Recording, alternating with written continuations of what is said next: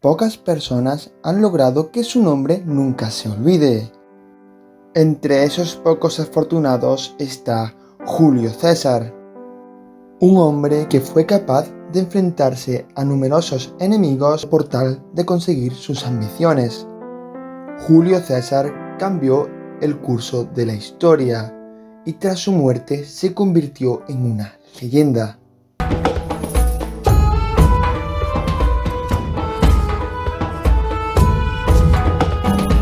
Hola, bienvenido a Historia con H. Hoy nos encontramos en la ciudad de Córdoba, en el lugar donde Julio César consiguió aquello que más buscaba, el poder en toda Roma, y lo consiguió tras la batalla de Munda, al sur de esta ciudad. Pero esta batalla solo es el final de una dura guerra civil entre Julio César y Pompeyo, aunque la historia de Julio César comenzó mucho antes. Su nacimiento fue en Roma en torno al año 100 a.C. En esos momentos, Roma aún era una república que empezaba a caerse a pedazos. El sistema republicano era incapaz de gestionar todos los territorios que Roma ya controlaba. Con 16 años de edad, Julio César tuvo que abandonar Roma. Sila, un dictador que gobernó la República Romana con puño de hierro, quería matar a César. En un principio, el dictador Sila le perdonó la vida a César gracias a la intervención de su madre, pero Julio César sabía que el perdón de Sila podía ser revocado en cualquier momento, por lo tanto acabó abandonando la ciudad y decidió viajar a Oriente para participar en la guerra contra Mitrídates VI. Durante la campaña, Julio César demostró una gran capacidad de mando y gran valor personal, lo que le valió para regresar a Roma con una gran reputación. Gracias a sus hazañas, el ejército romano tomó la ciudad de Mitilene, por lo que se le concedió la corona cívica, la condecoración al valor más alta que se otorgaba en la República Romana. Tras la muerte de Sila, Julio César regresó a Roma y comenzó su carrera política en la República Romana, una república que gobernaba muchos territorios, pero que era incapaz de gobernarse a sí misma. Julio César comenzó a acercarse a Pompeyo, que tras la muerte de Sila fue el que encabezó la política romana. Un cónsul que se hizo famoso gracias a sus victorias sobre el reino de Ponto, Judea, Sertorio y acabó con la rebelión de los esclavos, liderada por Espartaco.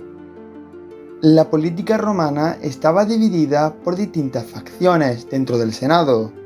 Optimates y populares encabezaban la política. Los populares, a pesar de ser de noble nacimiento, estaban del lado de los plebeyos, y los optimates defendían la antigua aristocracia. Julio César, que era miembro de los populares, estaba enfrentado con los optimates, y para acercarse a Pompeyo, casó a su hija Julia con él, y así logró ascender en su carrera política. César fue nombrado propetor de Hispania Ulterior. Allí, una vez en Hispania, lideró una guerra rápida contra los lusitanos.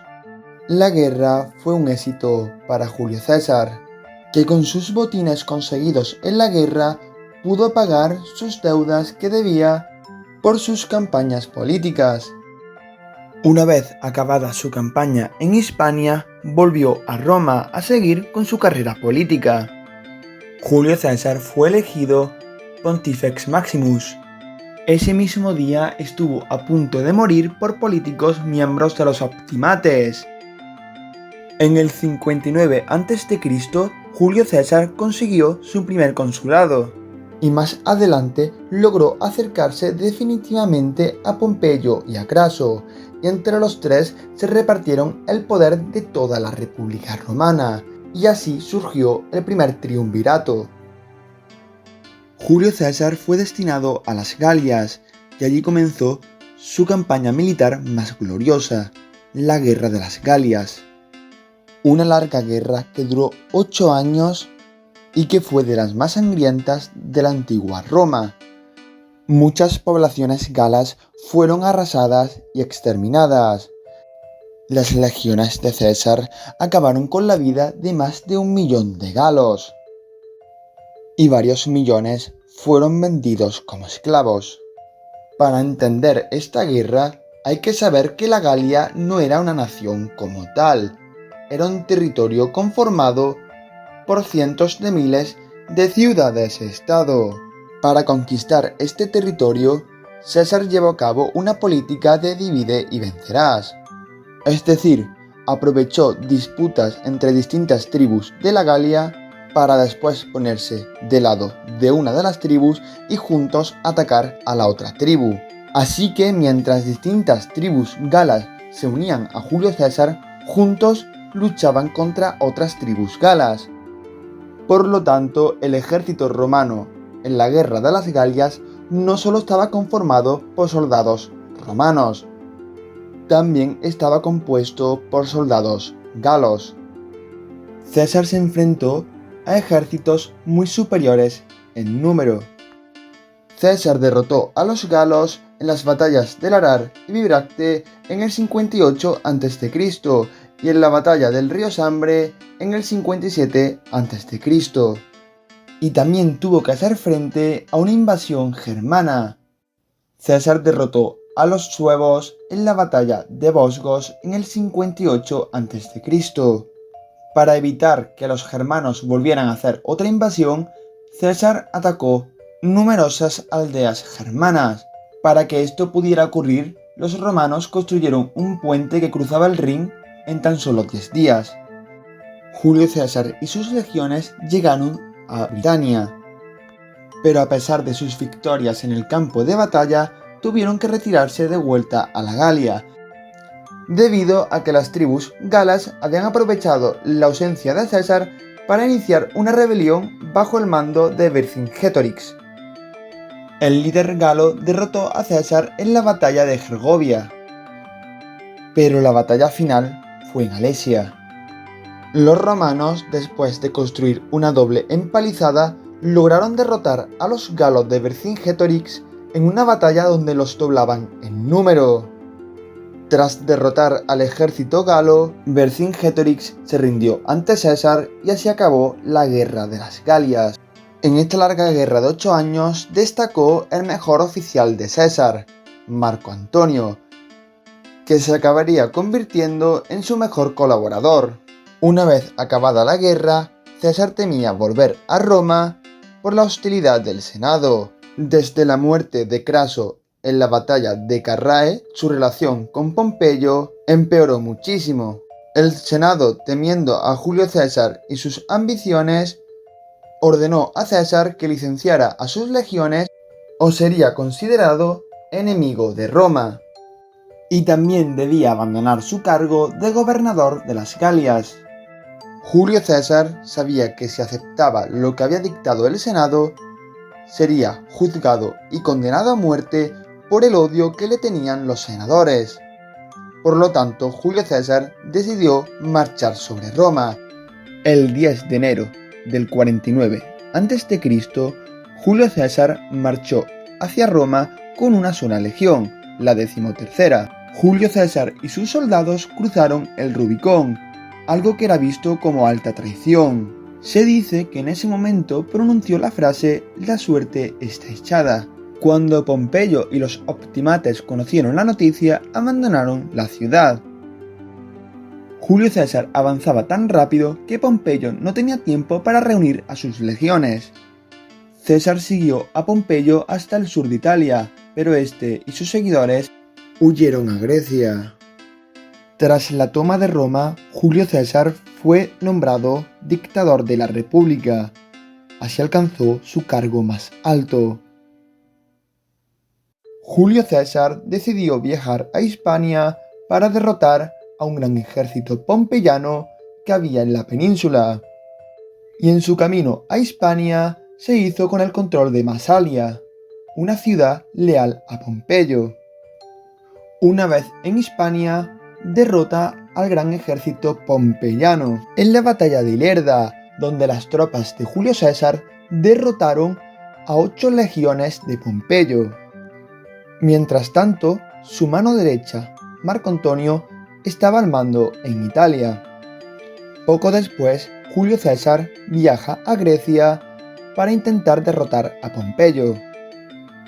Las tropas de Pompeyo derrotaron a Julio César en la batalla de Dirraquio, pero Julio César no se rindió. Un mes después, Julio César y Pompeyo se enfrentaron en la batalla de Farsalia. El ejército de Julio César, que apenas contaba con 20.000 soldados, derrotó a más de 45.000 soldados de Pompeyo. Pompeyo, derrotado, decidió huir a Egipto. Una facción que se encontraba en guerra civil. Ptolomeo y Cleopatra se peleaban por el poder. Ptolomeo, intentando ganarse la confianza de Julio César, decidió asesinar a Pompeyo. Julio César y sus legiones viajaron a Egipto, y al enterarse que Pompeyo había sido asesinado por Ptolomeo, se puso del lado de Cleopatra. El ejército de Ptolomeo fue derrotado por las tropas de Julio César y Ptolomeo murió ahogado intentando escapar. Al mismo tiempo, Julio César y Cleopatra se hicieron amantes y tuvieron un hijo que se llamaba Cesarión, un hijo que jamás sería reconocido por Julio César. Poco después, Julio César viaja al reino de Ponto y derrota a Farnace II en la batalla de Cela. Por lo tanto, Julio César conquistó el reino de Ponto.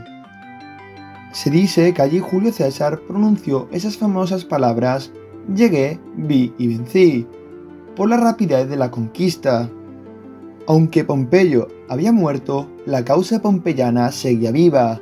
Los hijos de Pompeyo iniciaron una rebelión en el norte de África y Julio César tuvo que viajar a la provincia africana para derrotar al ejército pompeyano en la batalla de Tapso.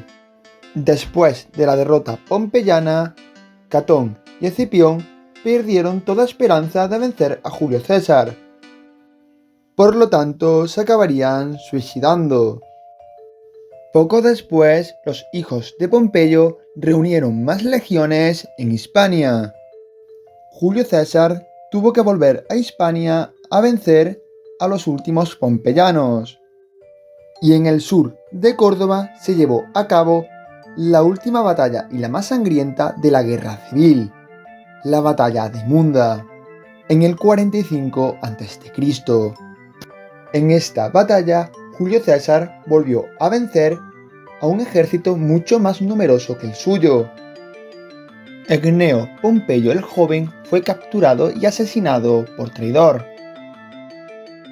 Tras la victoria de los cesarianos, Julio César volvió a Roma como un triunfador, pero acabó siendo traicionado y asesinado por los que él mismo le había perdonado la vida y devuelto su cargo de senador por haber estado en el bando de Pompeyo.